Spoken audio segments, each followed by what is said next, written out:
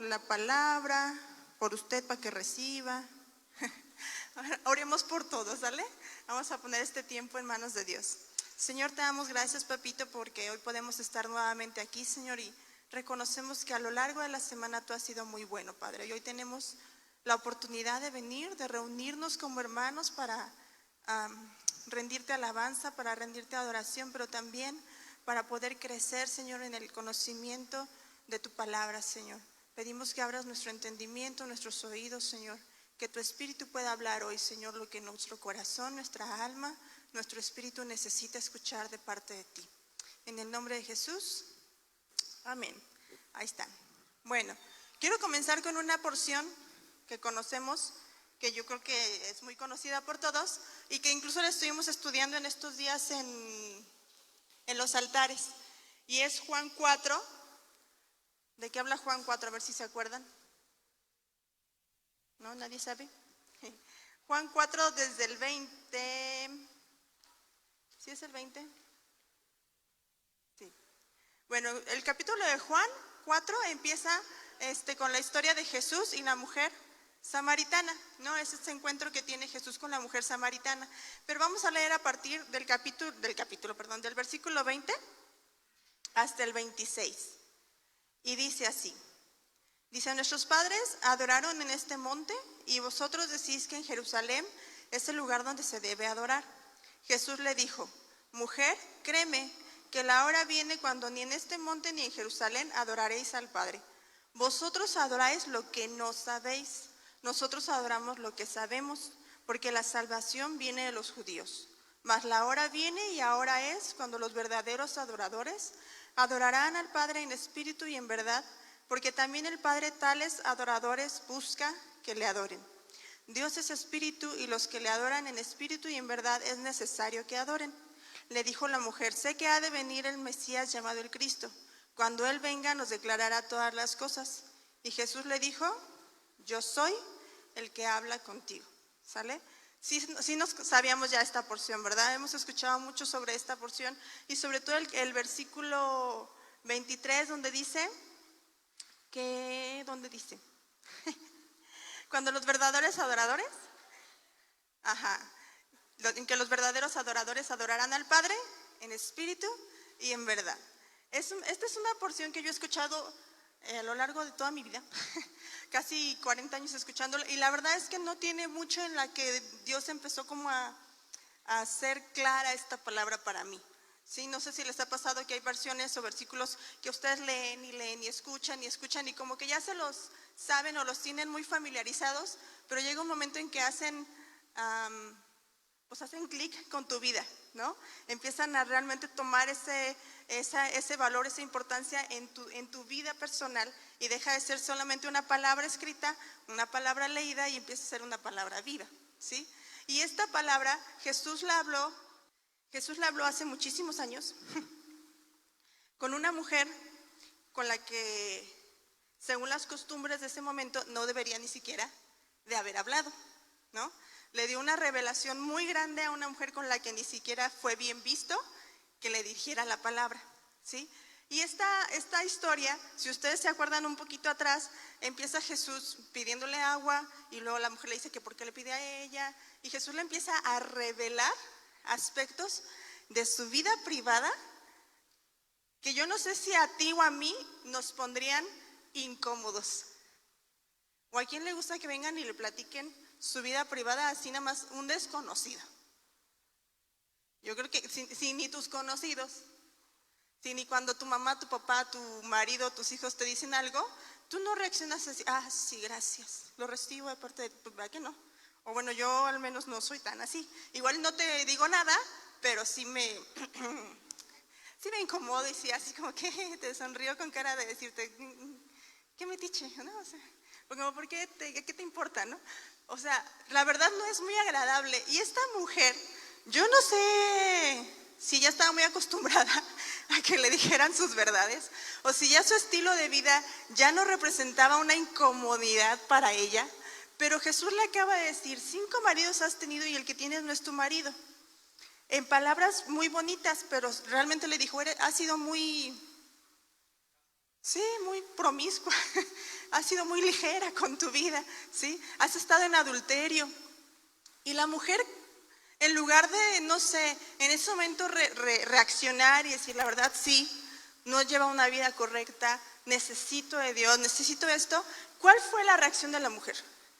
Empieza a entrar en una discusión, pues sí, sobre lo que es el ritual de la adoración, ¿no?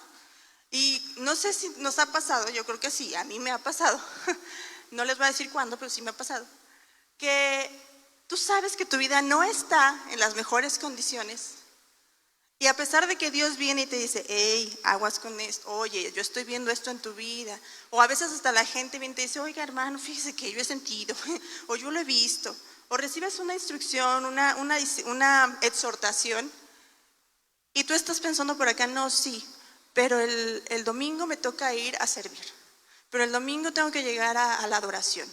O sales de tu recámara, déjame ser así de drástica, sales de tu recámara de haber estado viendo pornografía, pero es la hora de la comida y te sientas, vamos a dar gracias por los alimentos, ¿sí?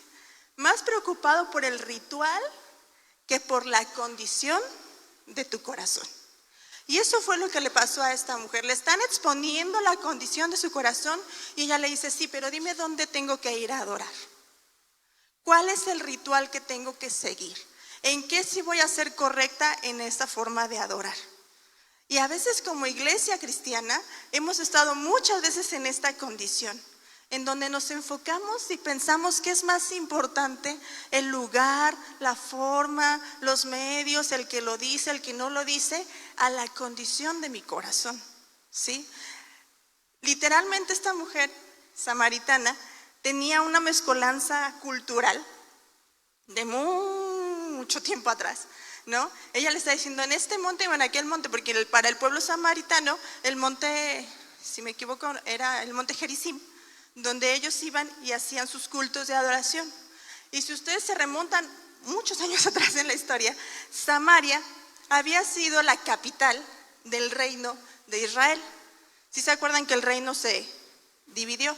Después de Salomón se dividió el reino del norte y el reino del sur. El reino del sur quedó la tribu de Judá y de Efraín, Benjamín, sí, porque Efraín era con Manasés, ¿verdad?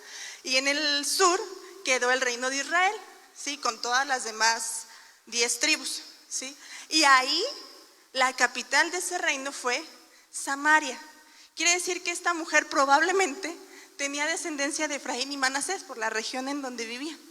Era una mujer que sí, venía de un linaje, venía pues sí, de en cierto modo también traía en su sangre, la sangre judía, pero ya había una mezcla bastante rara de culturas, de religiones, de creencias. Y muchos de nosotros llegamos así a Cristo, con una mezcla de un montón de cosas, de lo que creemos que es adorar, de lo que creemos que es servir a Dios, de lo que creemos que es llevar una buena vida, de lo que creemos que es ser buenas personas. Es más, muchos llegamos al conocimiento de Dios creyendo que somos hijos de Dios, porque así dice la cultura, no todos somos hijos de Dios. Y entonces tenemos que empezar a entender cuál es la forma en que a Dios le gusta que le adoren. ¿Cuál es la forma que Él establece para tu vida en cuanto a lo que Él quiere que rindas para Él? ¿Sí me explicó? Y para no desviarme, vámonos porfa a Primera de Reyes para que hagamos el contexto de esta historia. Primera de Reyes 12.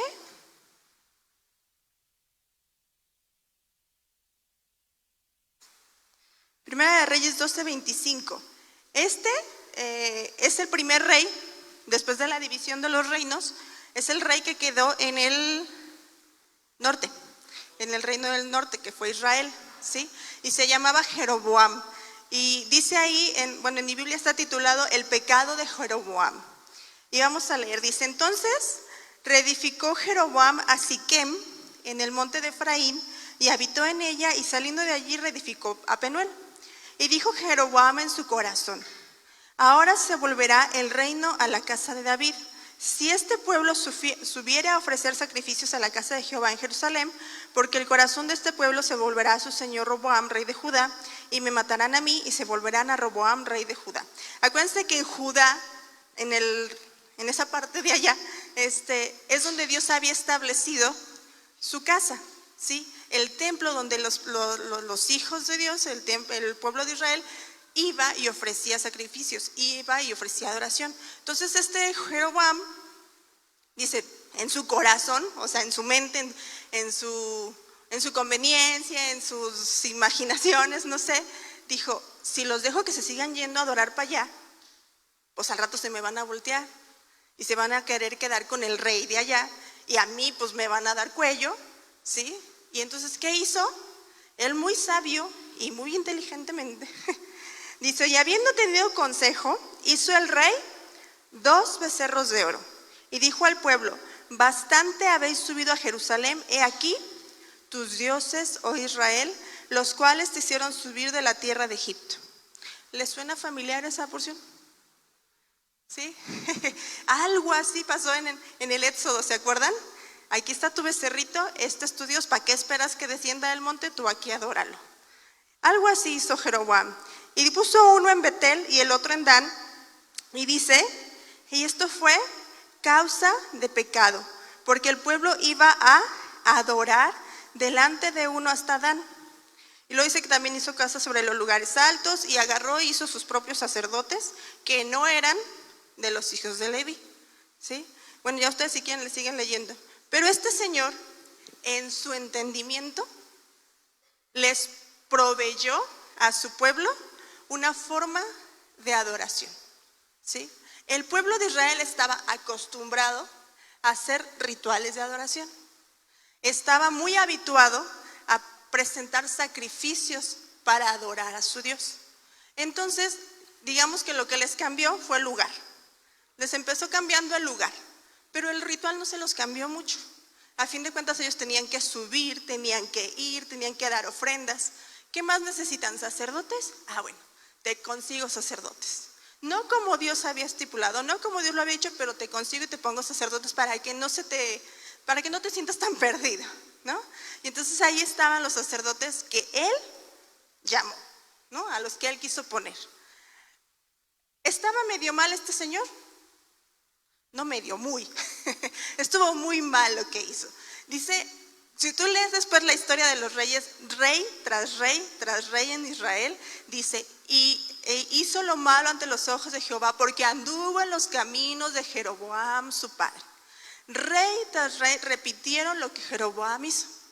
Y ese pecado, ese que tú dijeras, pero seguían adorando, pero seguían cumpliendo con ciertas normas, ese pecadito los llevó a la cautividad cientos de años después, ¿sí? Se desviaron poquito pareciera, pero en realidad no, se desviaron muchísimo, por completo.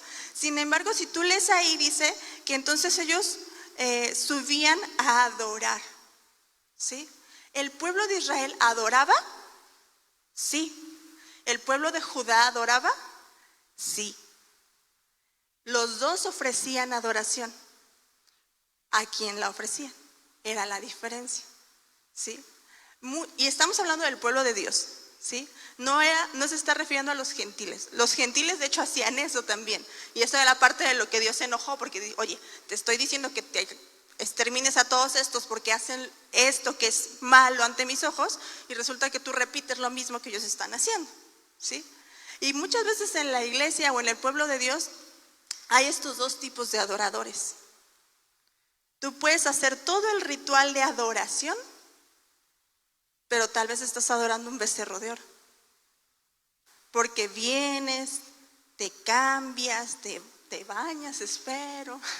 Si no en la mañana, por lo menos en la noche te bañaste, escoges lo que más o menos te tienes que poner, cargas tu Biblia, ¿no? Porque luego el pastor pregunta y si no la traigo, pues me dan un bibliazo. Entonces, hago lo que se supone que se tiene que hacer para presentarme a adorar.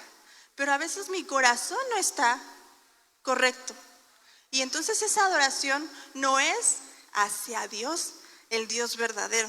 A veces estoy adorando un montón de otras cosas. ¿Sí me explico? Y eso es de donde viene el contexto de esta mujer samaritana. Ella era una adoradora. Ella subía al monte Gerizim, ella hacía lo que se supone que la religión le dijo que tenía que hacer. Ella era una adoradora en cierto modo, pero tenía esta mezcla de no haber separado lo santo de lo profano.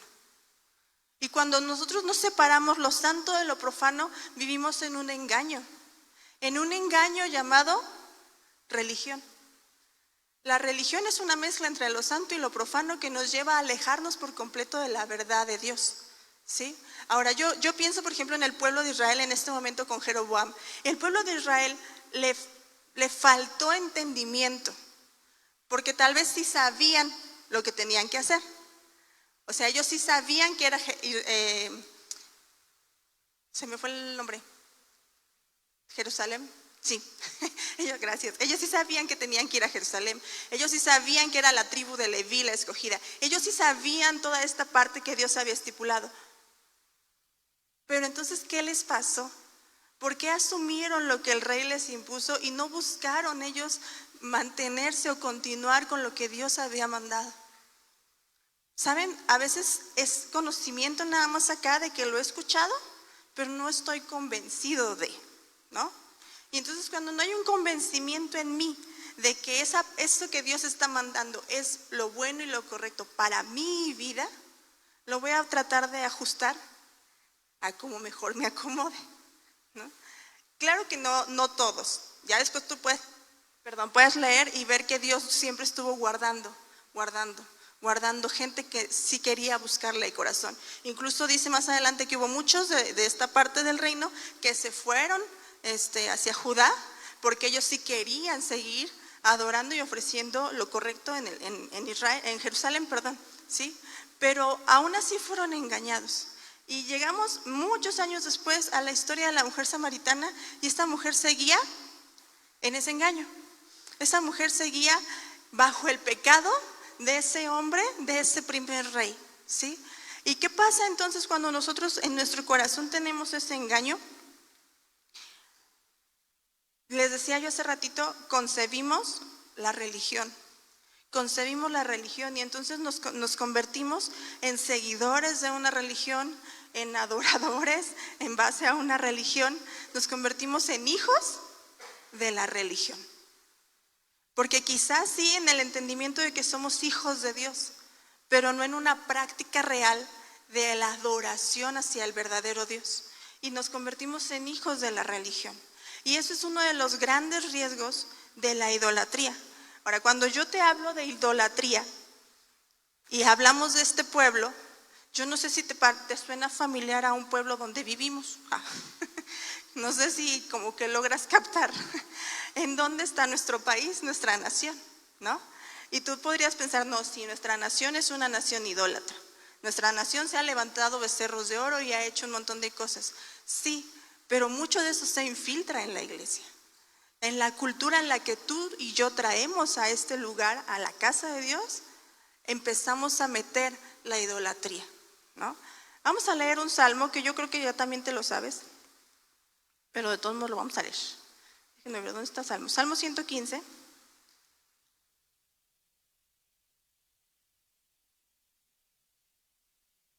Del 3 al 8, dice: Nuestro Dios está en los cielos, todo lo que quiso ha hecho. Los ídolos de ellos son plata y oro, obra de manos de hombres. Tienen boca, mas no hablan. Tienen ojos, mas no ven. Tienen narices, mas no huelen. Manos tienen, pero no palpan. Tienen pies, mas no andan. No hablan con su garganta. Semejantes a ellos son los que los hacen y cualquiera que confía en ellos, ¿sí? Aquí están hablando específicamente de las imágenes como tal a las que adoraban, ¿sí? Y dice claramente, o sea, incluso tú puedes leer en Isaías también hace como una referencia a los ídolos que dice, bueno, pues, o sea, te encontraste un madero, una pieza de madera, un tronco, dice Isaías, ¿no? Y agarras y lo partes a la mitad y la mitad lo usas para hacer tu leña, para cocinar, y la otra mitad dices, oh, me voy a hacer un dios de esto. Y agarras el madero y lo tallas y ahora tú eres mi Dios. Dice Isaías, o sea, ¿de veras estás razonando? O sea, con un cacho te calentaste la comida y con el otro cacho lo vas a adorar. Así de ilógica es la idolatría, ¿no? Pero fíjense por qué llega a la mente del hombre a tener esta confusión tal. Dice la palabra ídolo se traduce como vano, sin valor. Ídolo tal cual significa sin valor. Por eso en el versículo 8 dice, semejantes a ellos son los que los hacen y los que confían en ellos. Quien se hace un ídolo y confía, pone su corazón, su confianza en ese ídolo, es una persona vana, que pierde todo valor. Y entonces algo que es vano algo que es sin valor se vuelve corruptible. Cuando tú no le das el valor correcto a las cosas, es muy fácil corromperlas. Cuando tú no le das el valor a la verdad, para ti va a ser muy fácil mentir. Cuando tú no le das el valor, por ejemplo, a la autoridad, para ti va a ser muy fácil brincártela, o ofenderla, o hablar mal de ella, o un montón de cosas, porque se vuelve algo vano, ¿sí? Los ídolos son vanos, no tienen valor y corrompen nuestro corazón. Cuando tú ofreces una adoración a algo que no es Dios, estás quitando valor a tu vida y te estás corrompiendo. Ahora, agarren esa palabrita, vano, y vámonos nuevamente a Reyes, a Segunda de Reyes, Segunda de Reyes 17.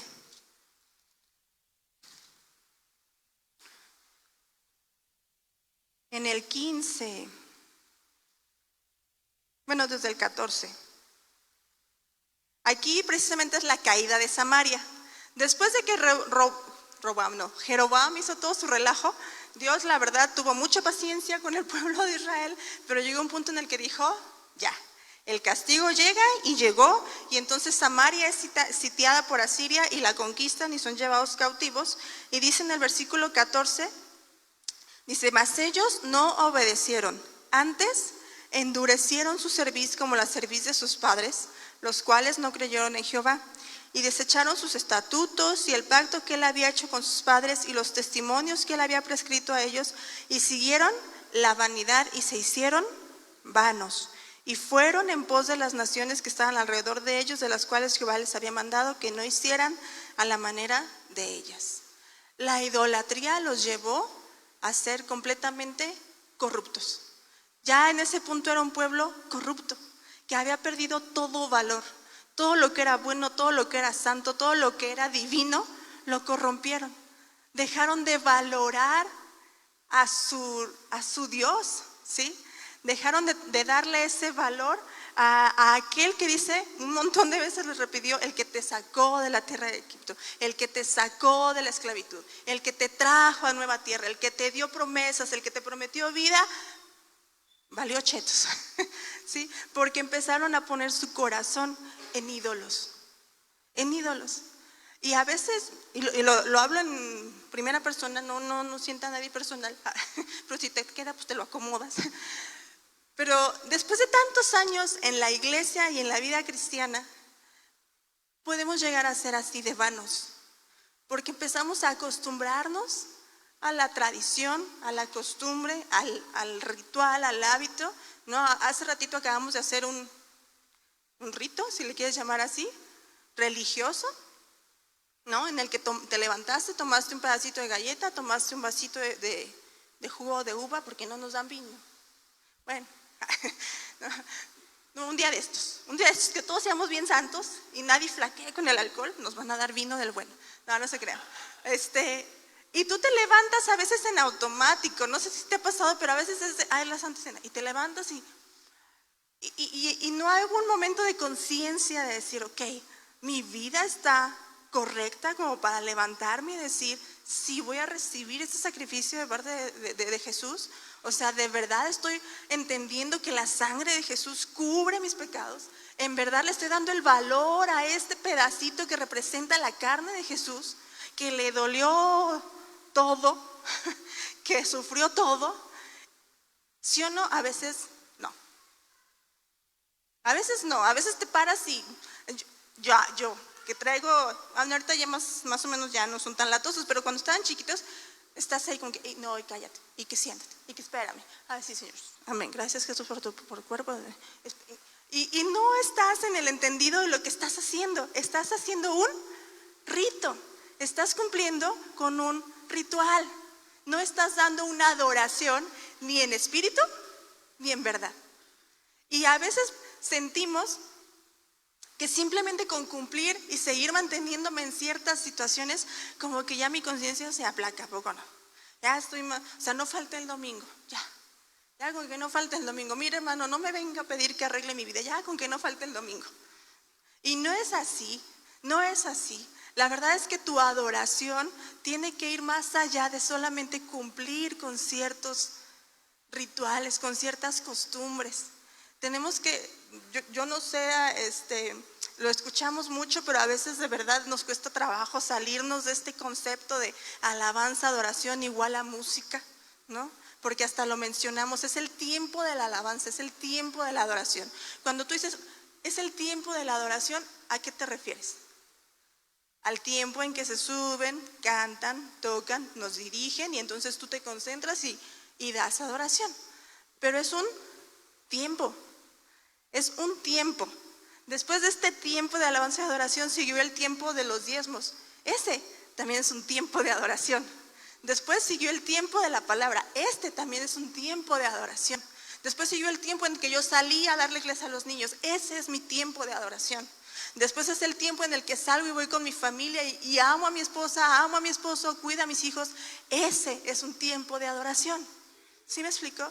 Porque un verdadero adorador adora en espíritu y en verdad todo el tiempo, en todo momento, en toda actividad de su vida. ¿Por qué? Porque no está adorando a un ídolo que aquí se quedó y yo me fui. Estoy adorando a un Dios viviente que va conmigo, que se levanta conmigo, que está cuando me acuesto, que está cuando nadie me ve, que está en todo lo que yo hago. Y ese es el enfoque que perdió el pueblo de Israel. Y tú y yo no podemos caer en ese engaño. Y mira, si hemos caído hay que sacudirnos, arrepentirnos y volver y buscar esta parte que Jesús le enseñó a la mujer samaritana. Adórame, pero en espíritu y en verdad, ¿sí? Y él le dijo, la hora es.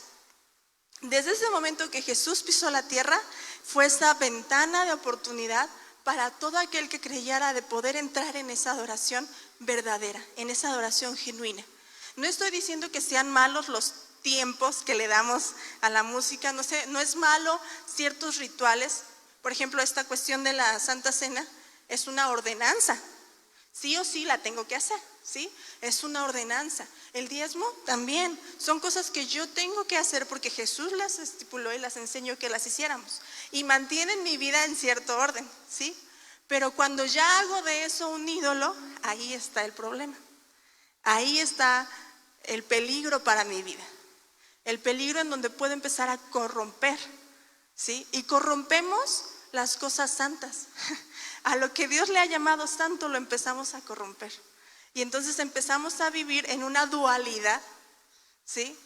Que yo he escuchado a mucha gente fuera de la iglesia cristiana, no sé si te ha topado o te ha tocado que te digan, que dicen, no, pues es que los cristianos nada más hablan bien bonito, pero de eso a que vivan lo que predican, dualidad, ¿no? No, pues es que sí, seguramente allá van y alzan sus manos y no sé qué, pero pues mi jefe que es cristiano es bien gacho, es bien negrero, no me paga a tiempo, bla, bla, bla, ¿sí? Dualidad. Y esa dualidad ha generado cierto rechazo hacia el pueblo de Dios. Lo mismo que le pasaba a la samaritana. Los judíos no los querían, los de acá de este reino, ¿por qué? Porque habían hecho sus mezclas, ¿no? Habían hecho habían hecho un Dios conforme a su imagen, ¿no? Y cuando tú y yo estamos en ese engaño, les decía yo, empezamos a ser entonces hijos de la irreligión, porque la idolatría a eso te lleva, a mantener una religión, ¿sí? Y no la religión que habla Isaías, no esa religión pura y santa, ¿no? Porque no nos convertimos tampoco en unos hombres misericordiosos y dadivosos. Por lo general un religioso tiene el corazón endurecido, como decía aquí en Segunda de Reyes, ¿no? Entenebrecidos, entendimiento, si dice así. A ver, músicos, Efesios 4. Ahí les encargo, por favor, manden su versículo antes de las 12. Uno se quiere dormir, ya estoy oyendo Efesios 4 como 20 veces. No, perdónenme, pero lo tenía que decir. O más bien voy a mandar a mi marido a escuchar sus audios a otro lado, porque yo no queriéndose dormir y escuchando Efesios 4 1000 veces. Bueno, sigo. Me voy a regresar a Salmos 115, el que leíamos hace ratito, porque ahí encontramos un principio que yo creo que también lo hemos escuchado y ya lo conocemos, donde dice que semejantes a ellos son los que los hacen y los que confían en ellos, ¿no?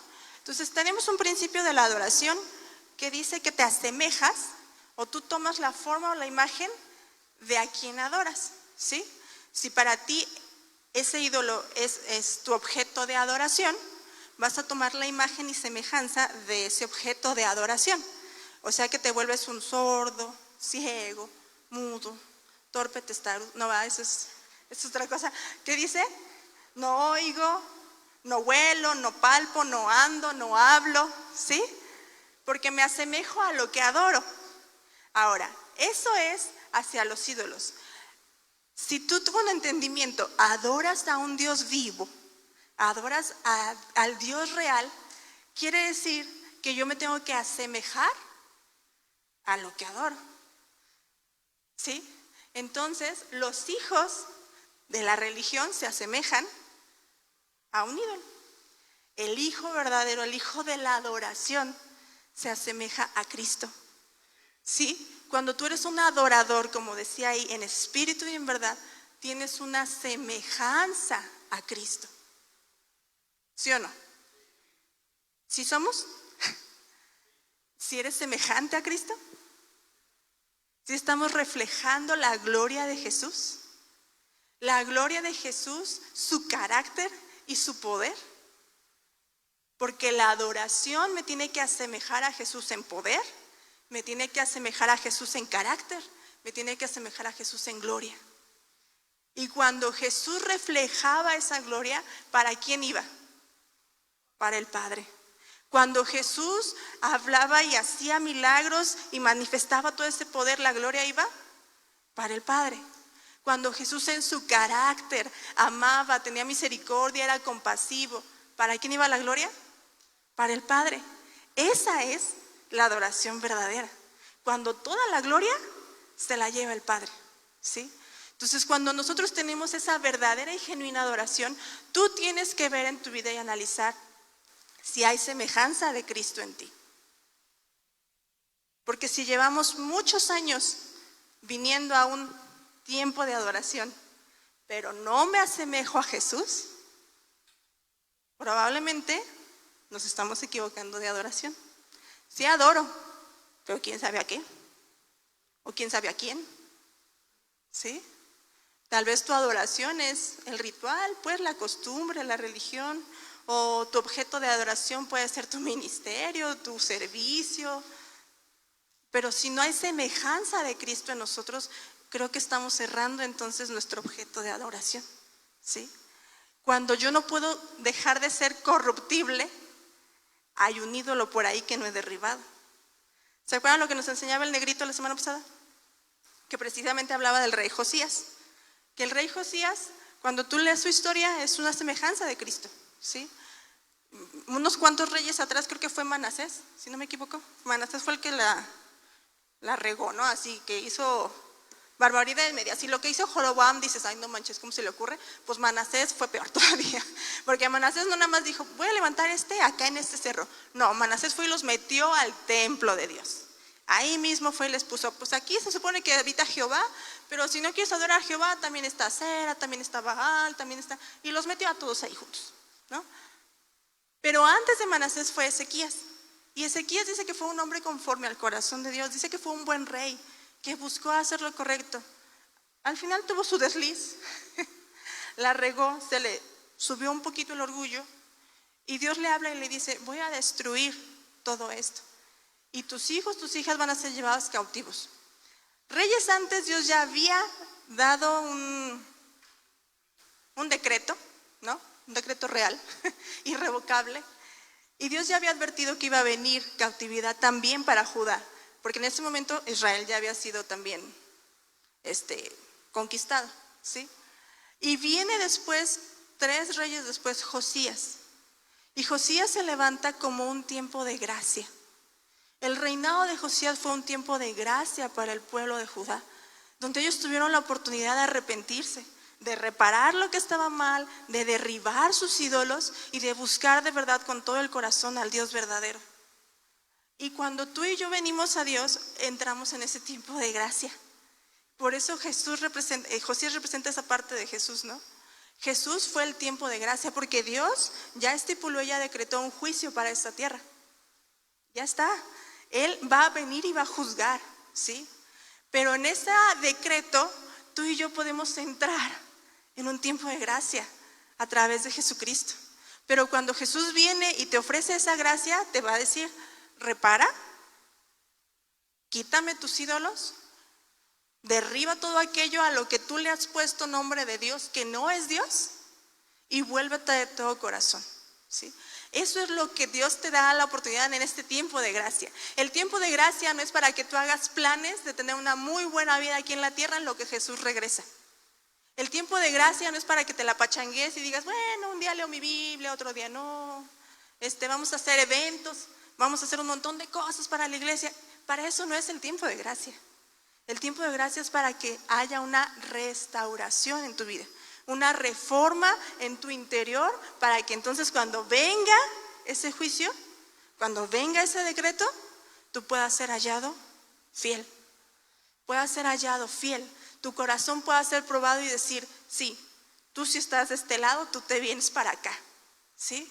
Pero a veces nos vamos con la idea de que el tiempo de gracia es para vivir mi vida, ¿no? Para hacer muchas cosas que Dios me permita hacer. Y el tiempo de gracia, lo primero, si nos vamos a la vida de Jesús, lo primero fue arrepentimiento, un llamado al arrepentimiento. Para tú entrar en ese tiempo de gracia, primero tienes que escuchar ese llamado al arrepentimiento y analizar nuestro corazón y ver si hay ídolos en mi vida. Tengo que arrepentirme, tengo que quebrarlos. Como decía el negrito, no los andes regalando, ¿no? Digo, no estoy hablando. Si tienes, pues con mayor razón, ¿verdad? Ve y quita tu imagen de ahí. Pero esos ídolos, no sé si me logran captar, ¿no? Eso que tú has atesorado como un Dios para tu vida, ¿sí? Llámese dinero, llámese trabajo, llámese ministerio, llámese familia, ¿no? Todo lo hago por mi familia. Para empezar, ni es tuya, pues, pero te la prestaron, te hicieron mayordomo de ese lugar, ni siquiera es tuyo realmente. Y es quitar esos ídolos para que mi corazón deje de corromperse y volver mi corazón a una adoración genuina. Déjenme ver si lo anoté. Creo que sí lo anoté. En Juan 4, lo que leíamos de la mujer samaritana, dice ahí: adorarán en espíritu y en verdad, ¿no? La naturaleza de Dios es espíritu, pero dice la adoración también debe ser en verdad. Y la palabra verdad ahí viene de la raíz aletheia, no sé si así se pronuncia, pero así decía. Y significa opuesto a lo ficticio, que no es fingido ni falso. Nuestra adoración a Dios no tiene que ser ficticia, ni fingida, ni falsa, ¿sí? Uno no puede, sí puede, no debe, porque sí puede fingir ser adorador, pero no debemos fingir la adoración, ¿sí? Dice, denota veracidad, realidad, sinceridad, exactitud, integridad, formalidad y propiedad. Todo eso significa esa palabra verdad en ese versículo, ¿sí?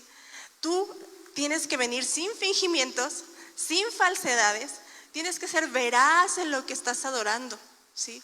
Que tu boca hable lo que de verdad estás entendiendo y lo que tú crees como una verdad, ¿sí? Tiene que ser real, sincera, con exactitud, con integridad, con formalidad y propiedad. Ándale pues. Todo eso espera Dios de nuestra adoración, ¿sí? Y esta adoración entonces nos lleva a convertirnos y asemejarnos a Cristo, cuando Él es el verdadero objeto de mi adoración, ¿sí? ¿Qué pasa? Que la verdad es que, y lo voy a citar tal cual, esta no es mía, porque no voy a adjudicar frases que no son mías, ¿verdad? Esta frase tal cual te la voy a leer, se me fue el autor, ayúdenme, el de Hijos de la Intimidad, Mariano Senegal tal cual cita en su libro, dice: hoy tenemos muchos hijos parecidos a denominaciones y estructuras religiosas, pero pocos que representan la denominación celestial. La tierra quiere ver una generación de hijos que expresan la naturaleza divina del poder y la gloria de Dios.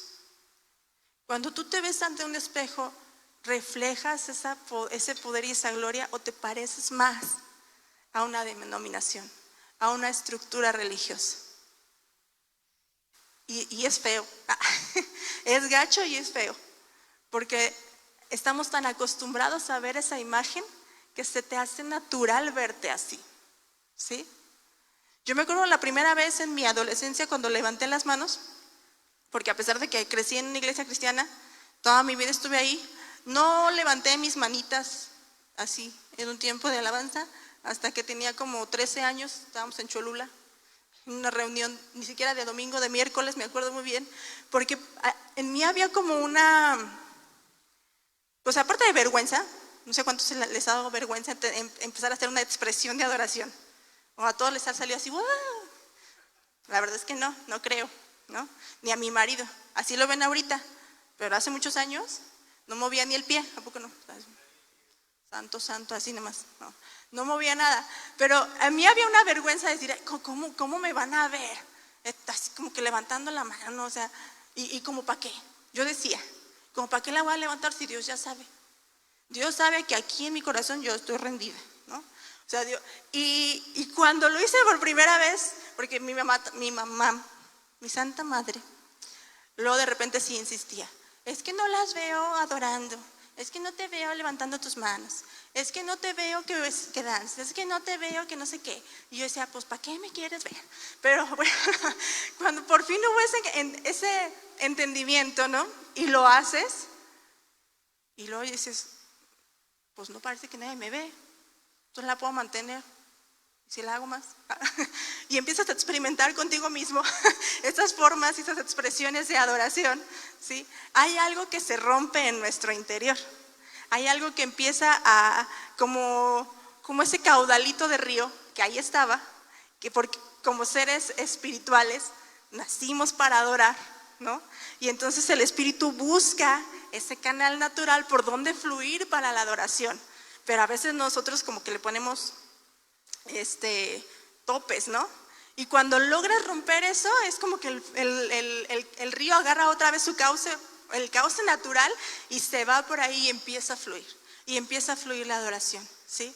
Pero después de muchos años, tenía 13, o sea que sí, ya muchos años, ay, más de 20, casi 30, ay Dios, después de muchos años, llega un momento en el que ya, de verdad hay domingos en que, o sea, lo haces con libertad, sí, pero a veces lo haces ya sin entendimiento. Ya es como que, esta es la parte de la canción que se pone y todos levantamos las manos, ¿no? Al golpe de la batería vamos a levantar las manos, porque ya no hay ese deseo de decir, de verdad mi cuerpo tiene que expresar esa adoración. Ya a veces es una costumbre tal cual, ¿sí? Yo he visto mucha gente, porque en muchos años ha pasado mucha gente por la iglesia, que tienen muchas expresiones físicas de adoración, pero que cuando tú los conoces en el día a día, cuando te das cuenta cómo viven, dices, ¿y dónde quedó, hermano, el pasar al frente y brincar y danzar y hacer un montón de cosas? ¿Dónde quedó el hermano que cada domingo se postra a moco tendido? ¿Sí? Porque también nuestras expresiones corporales pueden ser simplemente ficticias, fingidas, imitadas. Mucho de lo que hemos aprendido a hacer como iglesia lo aprendemos por imitación, ¿o no? O cuando tú llegaste por primera vez a una reunión de cristianos, no dijiste, ay, qué locos, qué raros, ay, sí, ¿cómo por qué hacen eso? ¿Por qué se caen? ¿Por qué levantan las manos? Porque una hora estar cantando, ¿no? No, sí. No le diga nada, pastor. Él puede orar y cantar 2 horas si quiere. ¿No? Y entonces, como te vas acostumbrando al ambiente, ya no se te hace tan raro, ya no se hace tan loco, y empiezas a imitar. Pues ahí se aplaude, vamos a aplaudir. Pues ahí se canta así, vamos a cantar así. Ahí se levantan las manos, pues vamos a levantar las manos. Ahí se brinca cuando Oscar dice, dancen todos, pues danzamos todos. ¿Sí me explico? Y empezamos a hacer imitaciones a veces sin entendimiento. Y entonces lo que estamos haciendo solamente son adoraciones fingidas, falsas. Cuando a veces tu cuerpo simplemente se está expresando sin un espíritu que esté fluyendo, ¿sí? Pero cuando hay una expresión física de un espíritu que fluye, la cosa cambia. Ahí entonces la adoración empieza a generar cambios en tu vida. Ahí de verdad no nada más canté por cantar. Ahí no nada más vine y me deleité y me regocijé, porque fíjense, hace poquito en el taller que dimos de las emociones, yo les decía a las mujeres que uno de los químicos de la felicidad se segrega cuando tú cantas y bailas, ¿sí? Es natural para tu cuerpo que cuando tú haces eso te genera cierta dopamina, pero me refiero a la sensación, ¿no? Cierta sensación de placer, de felicidad, de que es un momento algo grato y agradable. ¿Y cuántas veces nos hemos salido de aquí un domingo sintiéndome bien? Porque me levanté la dopamina, porque canté, porque bailé, porque estuve en comunión, porque platiqué con mi amigo, con mi amiga, y me voy con la dopamina bien cargada. Me voy sintiéndome satisfecho, agradable, feliz, ¿sí? ¿Y qué de eso fue adoración para Dios? ¿O fue nada más para mí? Vine por mí. Vine para yo sentirme bien. Vine porque yo necesito. ¿Sí me explico? Dice en Romanos 1:20. Déjenme ver. Cuando habla de que dieron culto a las criaturas antes de que al Creador.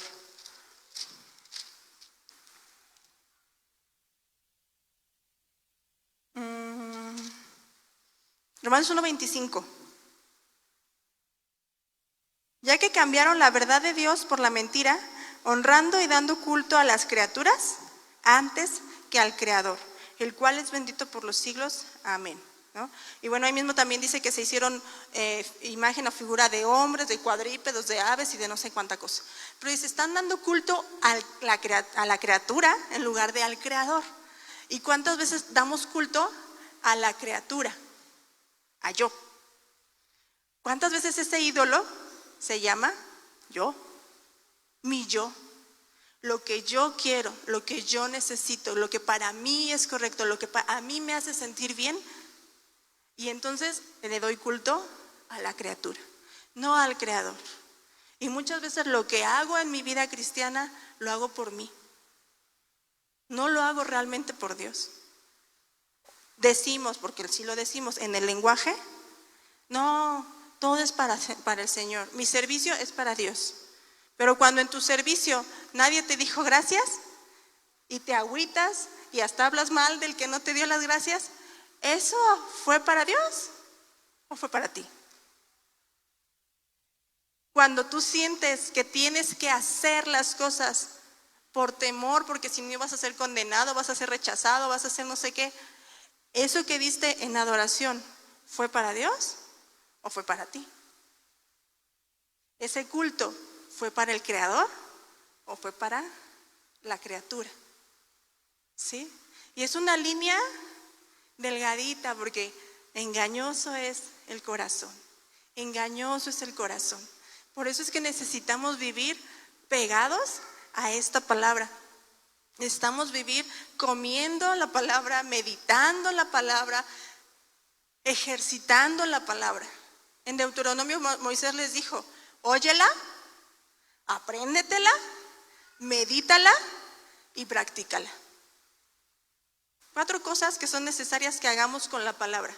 Óyela. Bueno, en ese entonces era oírla, ¿verdad? Porque eran los escribas y los sacerdotes los que se ponían a leerla, pero hoy ya tú la tienes ahí.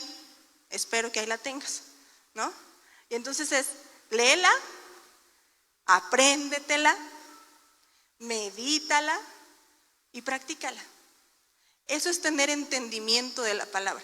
El entendimiento de la palabra no viene con solamente escuchar de vez en cuando la palabra. El entendimiento de la palabra viene hasta que yo la pongo en práctica. Hasta que aplico lo que la palabra dice, entonces soy un entendido de lo que la palabra de Dios dice. El director de la escuela de mis hijos tiene esa frase que dice, hay hijos obedientes y hay hijos entendidos. Sí, porque hay hijos que les hablas, les pides algo y lo hacen. Y tú puedes decir, es un hijo obediente, no le tengo que estar pidiendo tantas veces las cosas. Pero el hijo entendido es el que esa instrucción ya la trae aquí, ya la trae acá y lo hace, a veces sin que se lo pidas. Ese es un hijo entendido. ¿Cuántos queremos hijos entendidos? ¿No? ¿Cuántos somos hijos entendidos? Ya bájela, pastor. No sé. Yo no he sido hija entendida muchas veces. Yo me sé la instrucción. Es más, te las puedo decir de memoria. Pero de eso, a que las he vivido todos los días de mi vida, no. ¿O alguien aquí sí? ¿A que no? Pero en eso vamos, ¿no? Hacia eso caminamos. Ese tiene que ser tu deseo. Ese tiene que ser en lo que tú estás apostando tu vida todos los días. En convertirse en esa semejanza de Jesús, en poder, en gloria y en carácter, ¿sí? Entonces, ¿a qué estamos adorando? Porque si tú te encuentras hoy y dices, no, la verdad sí soy medio hijo de la religión, que yo creo que sí, habemos uno que otro, hijo de la religión, que hacemos más por temor, que hacemos más por costumbre, que hacemos más por aceptación y por imitación, que por un verdadero corazón de adoración, ¿sí? ¿Qué necesitamos nacer de nuevo? Necesitamos derribar los ídolos de nuestro corazón, necesitamos volver en adoración, en espíritu y en verdad, y nacer de nuevo en el amor de Jesús, ¿sí? Porque muchas veces nacemos a una religión. Viene Jesús a tu vida y dices, sí lo recibo, pero en el caminar me convertí en un hijo de la religión y necesito volver a nacer en el amor de Jesús. Tenemos muchos hijos de costumbres y tradiciones religiosas, o podemos ser hijos de costumbres y tradiciones religiosas que necesitamos nacer en el amor de Cristo, que necesitamos tener un corazón de adoración y cumplir lo que Jesús dijo, la hora es, ya está aquí. La forma en como tú necesitas adorar y como Dios desea que le adores, aquí está, la hora ya es. Jesús vino a abrir esa hora. Ese tiempo es para nosotros. Vuelve tu corazón en espíritu y en verdad y conviértete en un adorador verdadero. Porque cuando ahí dice los verdaderos adoradores, quiere decir que también hay falsos adoradores. Yo no quiero ser un falso adorador. Yo quisiera ser un adorador verdadero. Que mi corazón de verdad sea recto, correcto. Que la gracia sea un entendimiento real, no nada más para vivir la vida como se me antoja. Porque el culto al uno mismo es el pan de cada día en esta sociedad. Tú puedes vivir correctamente conforme a las reglas de este mundo, dándote culto a ti mismo. ¿Quieres encajar allá afuera? Dale culto a la criatura. Exalta al hombre. ¿Quieres encajar en el reino? Exalta solo a Dios. Dale gloria solo al Creador, ¿sí? Que tu objeto de adoración sea solo Cristo. No de palabra, sino de verdad. Sin fingimientos, sin imitaciones. Si a ti no te sale brincar como el hermano, no brinques. Si a ti no te sale, es más, ni puedes arrodillarte porque estás atrofiado, no sé qué tenga.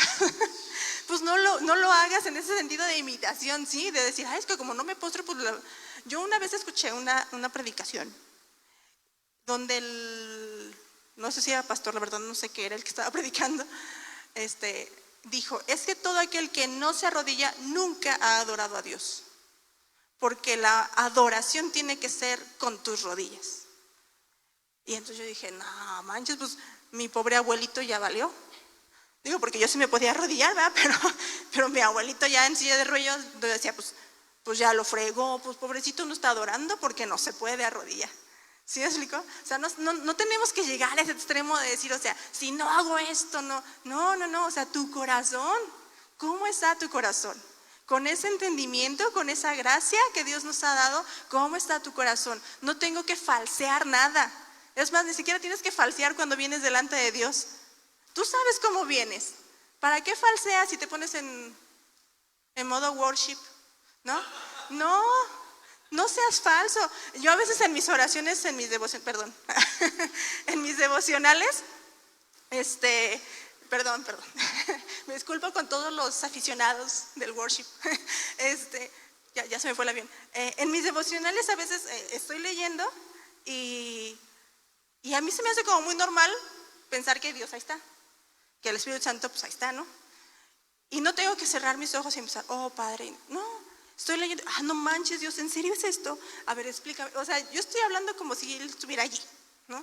No tengo que falsear nada. O a veces abro la Biblia y le digo, Dios, no entendí nada. La neta ni quería orar. Aquí estoy, pero pues, o sea, no te agüitas si ya me paro y me voy porque no tengo nada que decirte, sin falsedades, ¿sí me explico? Y eso tú dices, bueno, lo hago en mi tiempo de intimidad. Pero este lugar es un tiempo de intimidad en familia. Deberíamos de tener esa misma libertad de no ser falsos. Tampoco quiero que sea un desvergonzado, hermano, ¿no? O sea, tampoco sea cínico, pues. Pero que sí de verdad tengamos un corazón sincero delante de Dios.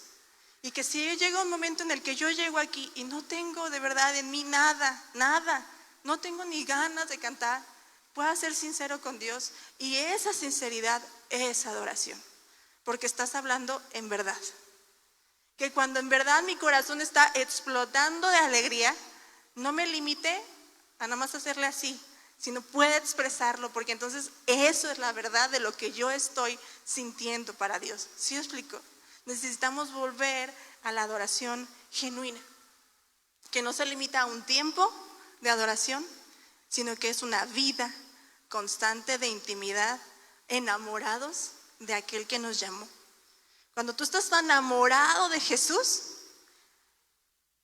es muy fácil adorarlo, ¿sí o no? Cuando tú amas a alguien, hablas bien de él continuamente. Cuando tú amas a alguien, hasta lo que hace mal, te cae bien, lo pasas, ¿sí? Y entonces hay una continua adoración hacia ese objeto de tu adoración. ¿Es Dios, es Cristo nuestro verdadero objeto de adoración o somos unos hijos de la religión? Se oye feo eso, pero si te acomoda, sacúdetelo. Ve a Dios en arrepentimiento y derriba todo ídolo que pueda haber en tu corazón. ¿Estamos?